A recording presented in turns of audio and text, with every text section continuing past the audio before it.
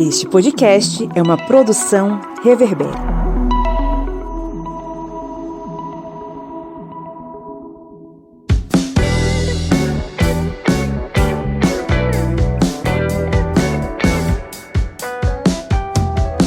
Olá, historiantes! Está entrando no ar o FAQ, o seu programa de perguntas e respostas que vai solucionar as dúvidas mais frequentes sobre história e outras ciências humanas comigo, o professor Pablo Magalhães. No episódio de hoje vamos analisar o movimento que hoje chamamos de Revolução de 30, responsável por conduzir ao poder Getúlio Vargas, um dos presidentes mais complexos da história do Brasil. Vamos para o nosso terceiro FAQ?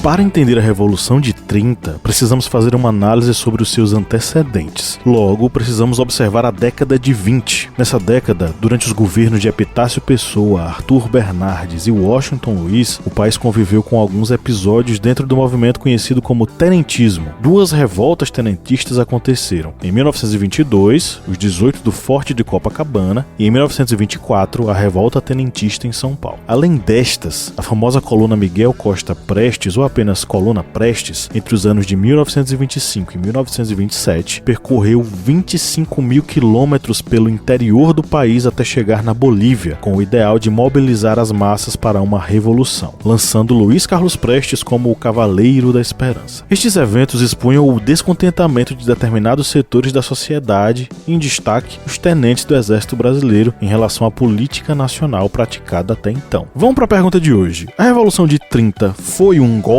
de Estado? Antes de responder a pergunta, deixa eu te lembrar de clicar em seguir nosso podcast e ativar o sininho para receber todas as nossas novidades. E se você estiver ouvindo a gente no Spotify ou no Apple Podcasts, não esqueça de dar 5 estrelas para fortalecer nosso projeto.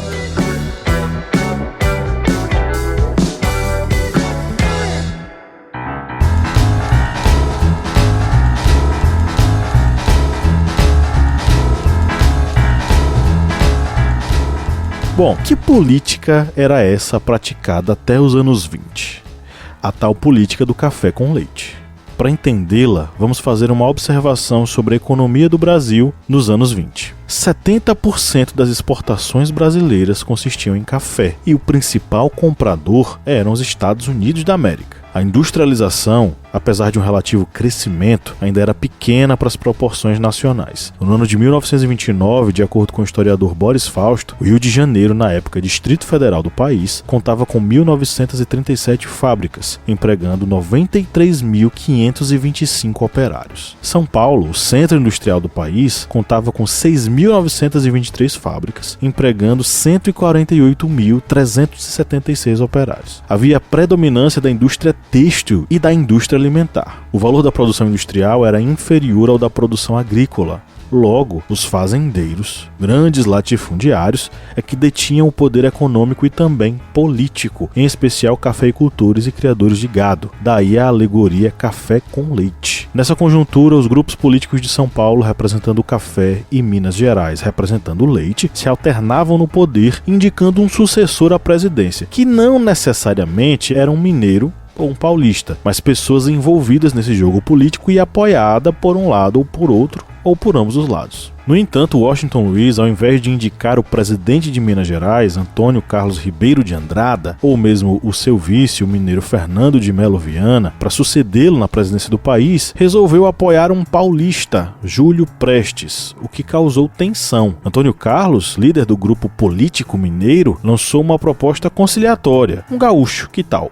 O Getúlio Vargas seria o indicado, ficando os dois grupos teoricamente de fora. Washington Luiz, entretanto, manteve Prestes como indicado após consulta aos presidentes dos estados. Na época, tendo um total de 20, 17 estados apoiavam Júlio. Apenas 3 se opuseram: Paraíba, Minas Gerais e Rio Grande do Sul. Esses estados descontentes formaram a Aliança Liberal, em oposição a Júlio Prestes e a favor de Getúlio Vargas. Também fazia parte desse grupo políticos de oposição de vários estados, inclusive do próprio estado de São Paulo. As eleições foram realizadas no dia 1º de março de 1930. Como esperado, o candidato indicado pelo presidente foi quem venceu. Júlio Prestes, chamado pela imprensa de candidato nacional, recebeu 1.091.000 742.709 votos, enquanto Getúlio Vargas recebeu 742.797 votos. Imediatamente, a Aliança Liberal reclamou de fraudes no pleito eleitoral. No sistema baseado no voto de cabresto, onde muitos eram coagidos a votar no candidato determinado por um coronel, patrão ou algum personagem influente ali da época, fraudes eleitorais eram coisas corriqueiras e tidas como normais. Com os ânimos exaltados, articulações começaram a ser feitas. O movimento tenentista, como já dissemos no início, havia mostrado sua cara em revoltas anteriores e era de longe o movimento que liderava. Personagens como Siqueira Campos, Luiz Carlos Prestes, posteriormente inclusive líder do PCB, e Juarez Távora apareceram como principais opositores, sendo Vargas o personagem mais destacado. No entanto, ainda que conspirações começassem a ser criadas e tomassem força, foi um assassinato em Recife que desencadeou o processo que culminaria na chamada Revolução de 30. O motivo não tinha nada a ver com as eleições. Só para dar uma dica, tinha a ver com cartas, um romance e tiros numa confeitaria, coisa de novela de época.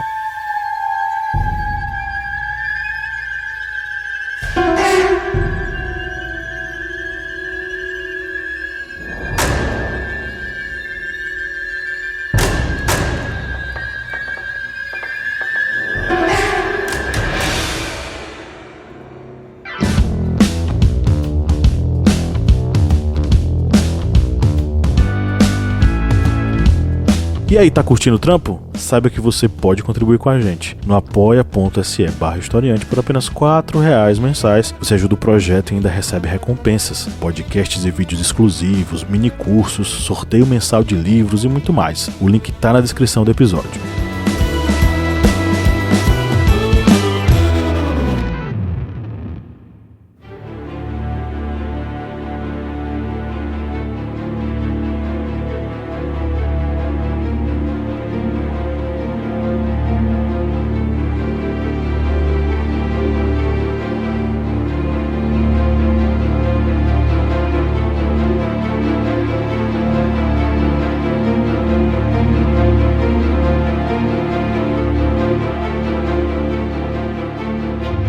O candidato a vice na chapa de Getúlio Vargas era João Pessoa, presidente do estado da Paraíba. Durante o breve governo dele, entre os anos de 1928 e 1930, João Pessoa adotou medidas para sanear as dívidas do estado. A principal iniciativa foi tributar as movimentações comerciais entre a Paraíba e o Porto do Recife, que até então eram livres de taxa. Isso gerou descontentamento entre os produtores rurais paraibanos, em especial José Pereira de Lima, guarde esse nome, coronel-chefe político da cidade de Princesa. O embate entre este coronel e João Pessoa foi inevitável. Por um lado, João Pessoa atuou no combate aos interesses das oligarquias paraibanas. Por outro, foi um perseguidor feroz de seus adversários. O jornalista João Dantas, que era aliado do coronel José Pereira de Lima, foi um desses perseguidos. Dantas e Pessoa brigavam de forma aberta, com ataques pessoais veiculados em jornais. Um dia, Pessoa ordenou a invasão ao escritório de João Dantas. Guarde também esse nome. Lá, ao arrombar um cofre, os policiais encontraram cartas íntimas trocadas por Dantas e sua namorada, a intelectual e poetisa Anaíde Beiriz. O jornal A União, ligado ao governo de João Pessoa, passou a divulgar insinuações sobre o conteúdo dessas cartas, divulgando-as dias depois. Isso era um escândalo. O intuito era atingir algo muito caro para a sociedade nordestina ainda no início do século XX, a honra. Dantas, transtornado com as ações de João Pessoa e com a moral abalada, no dia 26 de junho de 1930 entrou na Confeitaria da Glória, na cidade do Recife, armado.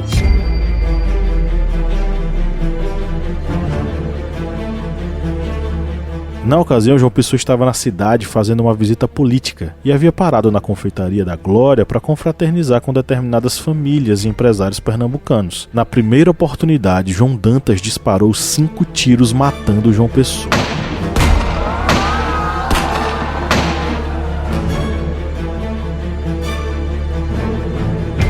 Dantas foi atingido pelo motorista do presidente da Paraíba e a polícia o prendeu. Ele e o cunhado, que também estava presente. Tanto Dantas quanto seu cunhado foram chacinados na casa de detenção. A versão oficial, contudo, disse que os dois haviam cometido suicídio. A morte de João Pessoa foi tomada pelos políticos da Aliança Liberal de forma bastante oportunista. O presidente morto da Paraíba foi transformado em mártir da revolução que eles queriam colocar em curso, e não deu outra. Em 3 de outubro, sob a liderança civil de Vargas e da chefia militar do tenente-coronel Góes Monteiro, começaram as diversas ações militares simultaneamente no Rio Grande do Sul, Minas Gerais e no Nordeste. Com a ocupação de capitais estratégicas como Porto Alegre, Belo Horizonte e de diversas capitais nordestinas, e com o deslocamento das forças revolucionárias gaúchas em direção a São Paulo, o presidente Washington Luiz recebeu um ultimato de um grupo de oficiais generais: a renúncia. Ele não aceitou a renúncia e os militares determinaram sua prisão e o cerco ao Palácio da Guanabara no dia 24 de outubro de 1930. Foi formada aí uma junta provisória do governo, composta pelos generais Tasso Fragoso,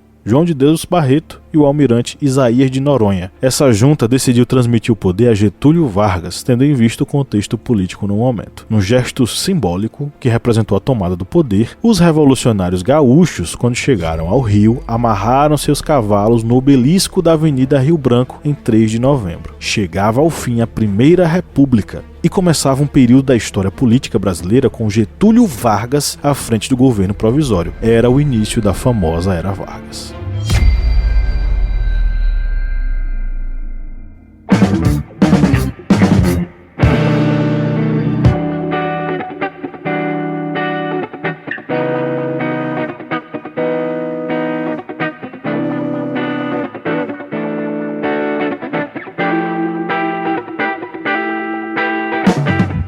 Voltando à pergunta lá do início do episódio, a Revolução de 30 foi ou não foi um golpe? A resposta certa é sim. Liderados pelos tenentes, os revolucionários invadiram quartéis e tomaram à força e às armas a presidência do país, forçando o presidente a renunciar, chegando a prendê-lo. O Brasil, inclusive, tem um longo histórico de golpes militares e esse foi apenas mais um. Seria a Revolução de 30 uma revolução burguesa ou de classes médias? Não. O tenentismo e as classes médias estavam distantes das camadas populares e em muitas coisas concordavam com a elite cafeeira e a burguesia tradicional brasileira que detinha o poder. É preciso lembrar que logo no início de tudo isso, o presidente de Minas Gerais, Antônio Carlos, confessou uma frase mítica e bem reveladora dos ideais da Aliança Liberal: façamos a revolução antes que o povo a faça. Então, a Era Vargas teria sido uma ditadura? Aí já é assunto para um próximo episódio. Chegamos ao final do FAQ Historiante. E aí, tiramos suas dúvidas? Lembrando que você pode mandar perguntas diretamente pra gente no e-mail contato@ohistoriante.com.br. Quem sabe a sua pergunta não vira um episódio por aqui. A bibliografia base para esse episódio tá na descrição. Eu fico por aqui, um abraço e não deixem de acompanhar os nossos programas ao longo da semana.